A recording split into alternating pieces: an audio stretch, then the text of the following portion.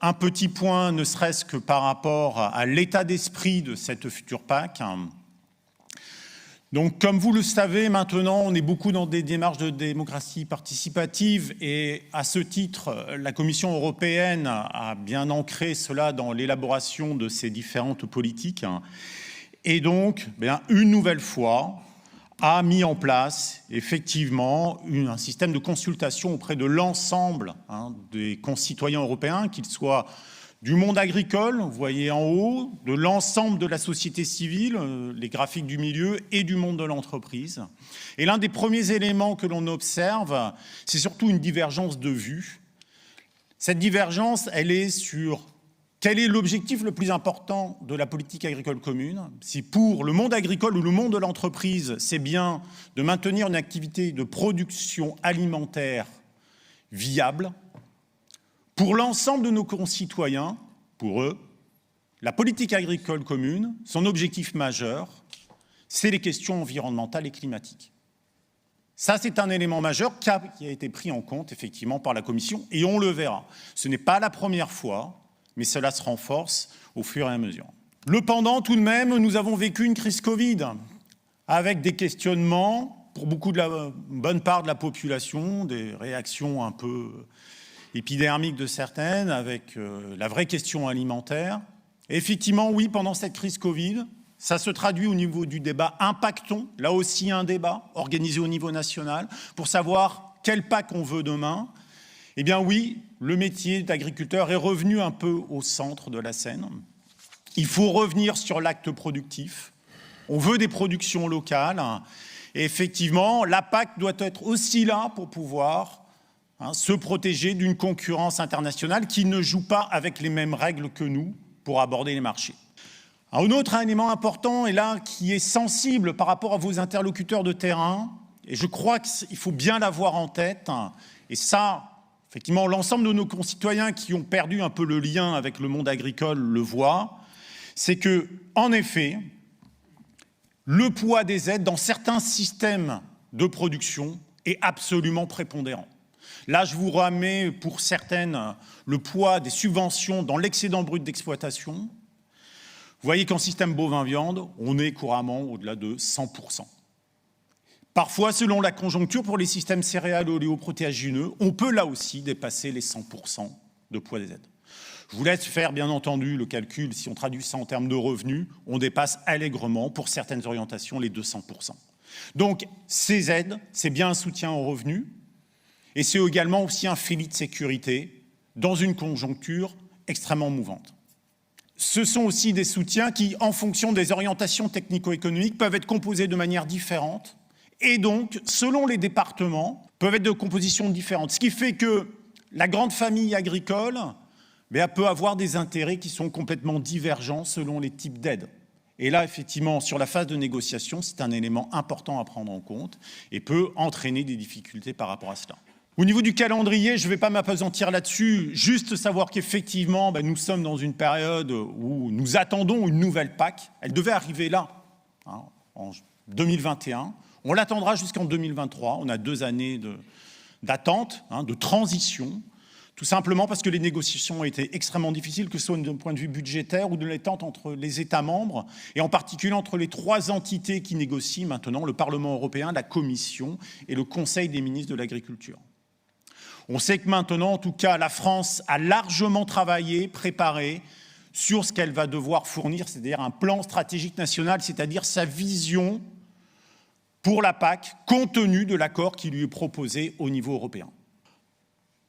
L'important quand même, c'est qu'effectivement, par rapport à l'accord PAC européen que l'on voit, c'est qu'il est très empreint du Green Deal européen et de sa stratégie déclinée au niveau agricole, Farm to Fork, donc de la ferme à la fourchette, avec déjà un objectif, c'est que 40% des soutiens de la PAC devront être fléchés vers les questions environnementales et climatiques. Et également, l'une des traductions, c'est des objectifs, donc toujours une alimentation durable et abordable, une lutte contre le changement climatique, un renforcement sur toutes les questions de biodiversité, bien sûr, la question du revenu pour les agriculteurs et surtout une ambition forte avec des chiffres, c'est renforcer l'agriculture biologique, l'objectif étant qu'à 2030, 25% de la SAU de l'Europe soit en bio. Et donc, pour la France, eh bien, un plan stratégique national à fournir, un document énorme, des milliers de pages avec des états des lieux, des objectifs, des définitions à préciser. Je ne vais pas m'étendre là-dessus. Surtout aussi des dispositifs de soutien pour accompagner et orienter notre agriculture là où on veut, et un contrôle de performance qui sera à mettre en place puisque l'Europe, dans une attitude que je qualifie régulièrement de ponce pilatienne, a dit « moi je vous donne le grand cadre, les moyens, vous me proposez et après je contrôle ». Enfin, vous fournissez les contrôles et je vous dis ce que j'en pense régulièrement. Du point de vue budgétaire, les combats ont été oniriques, mais, il faut le dire, quand même, la crise Covid et la prise de conscience de cette autonomie alimentaire ou de sécurité alimentaire qui est absolument nécessaire a fait qu'on met quand même à nouveau les moyens. On va encaisser une baisse des budgets. Vous voyez là, sur le premier pilier de la PAC, c'est à peu près 2% de réduction. Mais les grandes masses sont respectées. En particulier le bloc jaune, qui sont les aides couplées, c'est-à-dire les aides qui sont vraiment liées au type de production que l'on met en place, sont conservées. C'est-à-dire que la France conserve bien à peu près 15% du budget du premier pilier pour orienter ce qu'elle veut. Néanmoins, attention, il y a un autre élément, c'est que vous voyez toujours que dans les paiements environnementaux, c'est les 30% qui sont légèrement en vert et 25% demain, sont toujours bien présents au sein de ce premier pilier. Il y a donc des engagements au niveau environnemental qui seront à respecter pour pouvoir accéder à cette manne de, aujourd'hui 30%, demain 25% du budget. Ça, c'est à garder. Mais par contre, il y a une forte variation, c'est dans le détail au niveau des aides couplées, avec un mécanisme de transfert. La volonté forte, c'est de renforcer l'objectif d'autonomie protéique de notre continent. Et à ce titre, en particulier en France, on va faire un transfert de soutien des aides couplées animales que nous connaissions aujourd'hui vers plutôt les aides couplées destinées à la protéine et au développement des activités de maraîchage. On garde bien, grosso modo, les mêmes types de soutien, j'y reviendrai, mais on les dote de manière plus conséquente en volume. Et si on reste bien sur des montants unitaires stables, l'objectif est bien d'augmenter les surfaces. Alors, ce qui change peu ou pas dans les soutiens, c'est les paiements redistributifs, c'est-à-dire le paiement forfaitaire en fonction du nombre d'hectares, un seuil d'hectares. Ça ne bouge pas, les agriculteurs continueront à le toucher. Et sur les paiements pour les jeunes agriculteurs, on donne toujours un coup de pouce à l'installation, encore un peu plus fort sur cette PAC-là, et plutôt sur une approche forfaitaire. Mais là-dessus, on ne peut pas dire qu'on ait un énorme changement par rapport à cela, même si, il faut le reconnaître, les jeunes agriculteurs ont quand même très bien géré ce dossier-là avec une approche qui permettra un nouveau coup de pouce. Par contre, ce qui change, c'est que les paiements que reçoivent les agriculteurs de manière découplée sur chaque hectare qu'ils mettent en production et qui sont reconnus à la PAC, ces derniers vont continuer à converger vers un montant unitaire qui est la valeur moyenne. Pendant toute la PAC que nous avons connue, cette convergence a été à peu près de 70% du chemin. Il restait 30% du chemin pour arriver à une valeur unique. Le choix français est de ne pas aboutir complètement cette convergence. On ne fait encore que la moitié, donc la convergence finale sera de 85%. Mais pour vos interlocuteurs sur le terrain, vos clients, les montants qu'ils vont, si en 2015 il y avait une très forte variabilité des montants par hectare, cette dernière va continuer à s'éteindre progressivement. Par contre, sur les aides bovines, effectivement, là, on va rencontrer une forte variation pour certains systèmes, parce que l'objectif a été, pour le ministre, d'abandonner un système d'aide à la vache, mais de l'orienter plutôt au volume de production en lien avec les unités gros bétail. C'est-à-dire que là, on veut favoriser l'engraissement sur le territoire national et, en plus, réorienter, mais avec des enveloppes quand même contenues, les transferts assez limités, vers les systèmes laitiers qui observent aujourd'hui quand même une déprise encore plus importante que dans les systèmes allaitants. Monsieur Isidore nous parlait qu'il y avait un recul sur les productions animales. il est avéré, mais il est encore plus fort sur les systèmes bovins laits, tout particulièrement dans nos régions, avec une aspiration vers le Grand Ouest. Bon, en termes de conséquences, bon voilà, c'est quand même...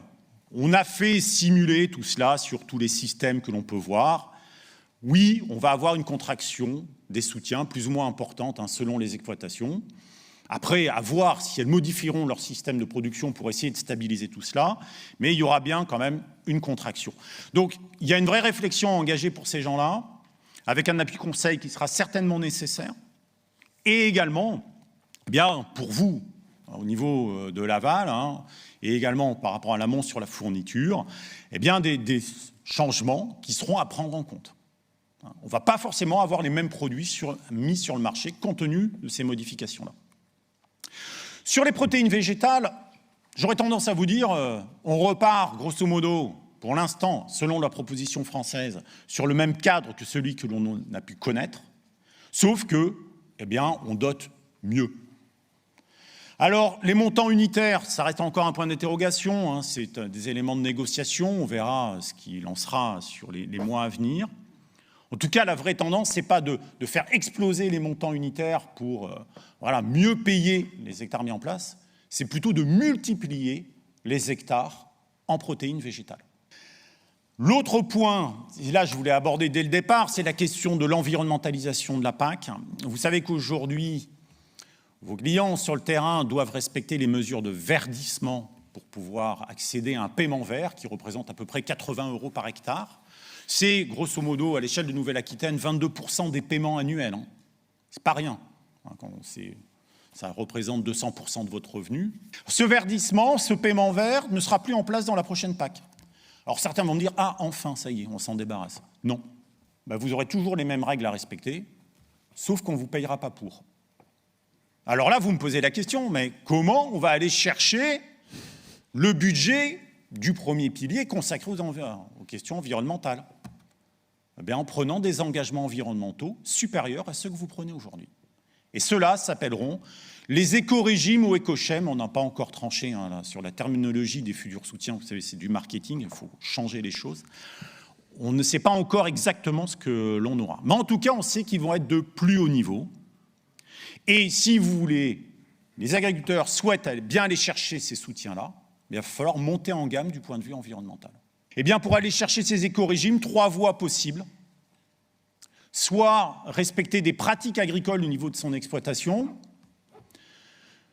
3 sur l'ensemble de la SAU, si vous êtes concerné selon les ateliers en place, une diversité des cultures, on le connaissait déjà, mais là ça se renforce, le maintien de prairies permanentes non labourées, et également un endermement de l'interrang sur les cultures pérennes. Vous m'avez parlé des viticultures ici. J'en ai croisé quelques-uns. Dans certains endroits, il va falloir laisser pousser l'herbe. Ça, c'est des pratiques qu'il va falloir respecter. Après, autre approche, eh bien, c'est de valider des certifications. Sachant qu'à chaque fois, on aura différents niveaux de paiement. Soit vous êtes à un niveau standard avec des engagements niveau moyen, soit au niveau supérieur si vous montez haut. La traduction typique, c'est sur la certification. Mais vous cherchez une certification environnementale de niveau 2, que vous connaissez déjà aujourd'hui.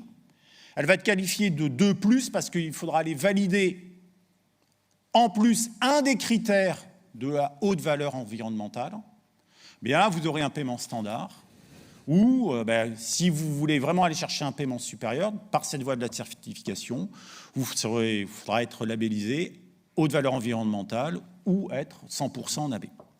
Et puis après, une autre voie, c'est d'avoir en place sur l'exploitation des infrastructures agroécologiques en nombre suffisant.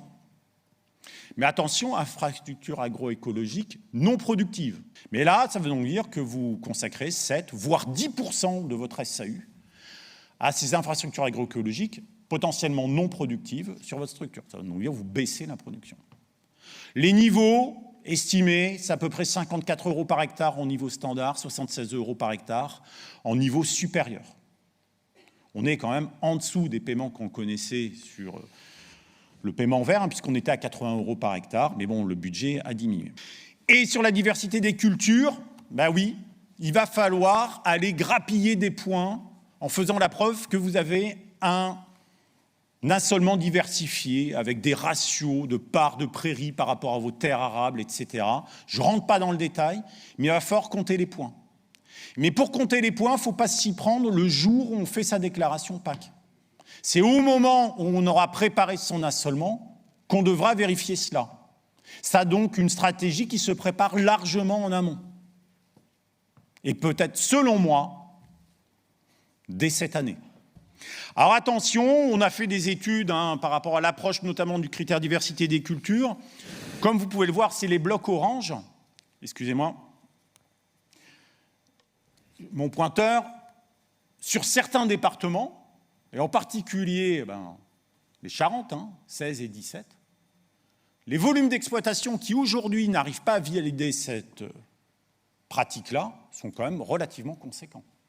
Ça veut donc dire que ces gens-là, par la voie des pratiques, ils ne peuvent pas aller chercher l'éco-régime. Ils perdent donc les paiements. Au niveau de l'évolution, d'où vous partez ? Là, je vous ai fait le point entre Centre-Val de Loire et Nouvelle-Aquitaine sur l'évolution des assolements. Qu'est-ce que vous constatez ? C'est qu'effectivement, les volumes de céréales et oléoprotéagineux arrivent grosso modo à être à peu près stabilisés, mais on a quand même une légère érosion. Et ce que l'on voit surtout, c'est que les volumes de prairies permanentes ont fortement augmenté, tout simplement parce que ces dernières sont maintenant reclassées administrativement par les services de l'État en fonction de l'âge des prairies temporaires. Ça a une importance. Vous voyez quand même, là, je vous fais un état des taux de prairies permanentes sur SAU, alors uniquement sur Nouvelle-Aquitaine, vous m'en excuserez, j'ai pu faire l'étude qu'à ce niveau-là. On commence à avoir des parts de prairies permanentes extrêmement importantes sur certains départements. Et je vous ai mis en orange les taux d'évolution entre 2015 et 2020, la progression. Un département comme la Creuse a augmenté de 73% son taux de prairies permanentes sur SAU de 2015 à 2020. On voit bien quand même une évolution assez importante à ce niveau-là et qu'il faut prendre en compte. Et pour des futures références, les choses sont à prendre en main tôt. Sur les questions de soutien, on aura toujours demain des mesures agro-environnementales et climatiques, avec un catalogue beaucoup moins important.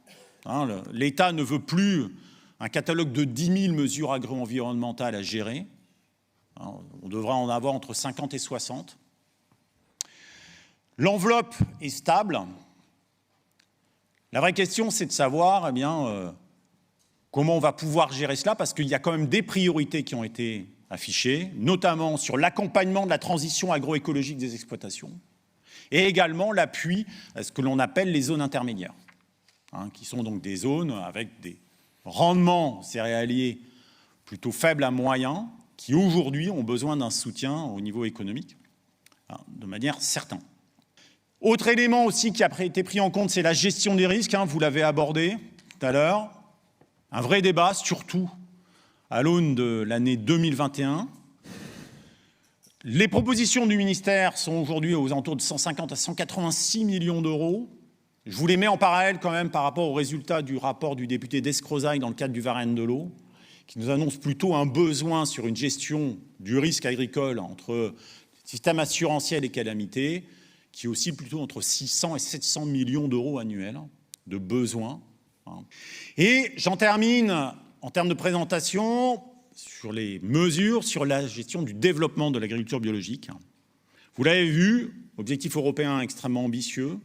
La France prend le pas. L'objectif à la fin de la PAC, c'est d'être à 18% de SAU en bio en France. L'ensemble des soutiens à l'agriculture biologique qui hier se décomposaient entre des soutiens à la conversion et d'autres au maintien devraient être orientés vers la conversion. Donc demain, il y aura des moyens importants. On passe à 340 millions d'euros annuels pour la conversion à l'agriculture biologique. Nous avons travaillé sur des simulations macroéconomiques avec un outil que nous avions pu développer. Donc effectivement, on aura des transferts. Donc quand c'est en vert, c'est que ça s'améliore. Quand c'est en mauve, c'est que ça se dégrade. Sur la convergence des paiements, vous voyez bien que les zones de massif vont mieux s'en sortir que les zones plutôt dites de plaine ou de systèmes céréaliers protéagineux. Effectivement, parce que historiquement, ils avaient des niveaux de paiement de base à l'hectare qui étaient plus élevés, donc il y a un maintien d'un transfert vers les zones plutôt herbagères et de massifs. Ça, c'est bien acté. Par contre, sur le transfert des aides couplées vers la culture de protéines, on voit bien que là où il y a de l'élevage, notamment de l'élevage allaitant, vous voyez bien l'exemple du massif central, il y aura un transfert de soutien vers plutôt les zones de plaine où on a de la culture en céréales ou oléoprotéagineux. Ça, c'est également acté. Et puis, effectivement, avec le transfert, on va dire, des systèmes bovins-viande vers les systèmes laitiers, oui, les zones de massif, plutôt le secteur allaitant, va perdre des soutiens plutôt au bénéfice des systèmes laitiers qu'on trouve principalement dans le Grand Ouest de la France. Donc ça, c'est des transferts, oui, qui vont s'opérer, mais bon, avec des volumes qui sont le plus souvent inférieurs à une dizaine de millions d'euros. Donc quand on sait qu'on a un budget de la PAC qui est aux alentours de 7 milliards annuels, dilué sur l'ensemble de la France, effectivement, on verra que les mouvements ne sont pas très importants. Pour nos régions, là je vous ai pointé Centre-Val de Loire entouré en bleu et Nouvelle-Aquitaine en rouge. Bon, ramener aux demandeurs PAC, c'est des pertes, vous voyez, pour Centre-Val de Loire aux alentours de 150 € par demandeur PAC et par an. Alors c'est des moyennes, attention, et aux alentours de 650 € par demandeur et par an, là aussi en moyenne pour Nouvelle-Aquitaine. Bon, mais les baisses, de toute façon, on a une contraction du budget. On perd 2% de budget, ça, c'est tout le monde se doit de l'enquiller. Et en même temps, notez-le quand même pour Nouvelle-Aquitaine, effectivement, oui, la réorientation sur les aides animales, c'est le bloc en kaki, oui, ça impacte effectivement notre région par rapport à cela. Après, ça, ce sont les chiffres du ministère et ça traduit bien la feuille de route qui s'était fixée, c'est qu'il souhaitait avant tout quand même une PAC qui puisse accompagner, selon ses propos, la transition agroécologique. Et donc, il voulait éviter de trop grosses variations selon les systèmes. Donc, comme on peut le constater, là, on présente 5 orientations technico-économiques majeures, grande culture, dans l'ordre bovin-lait, bovin-viande, ovin-caprin et polyculture-élevage. Effectivement, mis à part dans les systèmes bovins-viande, où la baisse est quelque peu marquée, dans les autres systèmes, on est plutôt dans un jeu de stabilité, voire de légère appréciation des niveaux de soutien sur toute la période. Et la carte majeure sur laquelle s'appuie le ministre pour dire « j'ai rempli ma mission », c'est celle-là en comparaison, où il vous met en parallèle par département et selon le même gradient de couleur entre les deux cartes, les variations qui ont été encaissées au niveau départemental sur la période 2014-2019 et celles qui sont prévues pour la période 2022-2027. Et on constate, oui, que les variations ramenées à l'échelle des départements seront beaucoup moins importantes que celles qu'on a connues. Donc là, le propos du ministre, c'est dire « je vous ai concocté une PAC avec peu de variations pour pouvoir continuer à vous accompagner dans mon objectif de transition agroécologique. » Mais sachant que, contrôle de performance oblige, oui, nous serons attendus sur les résultats, notamment sur le volet environnemental.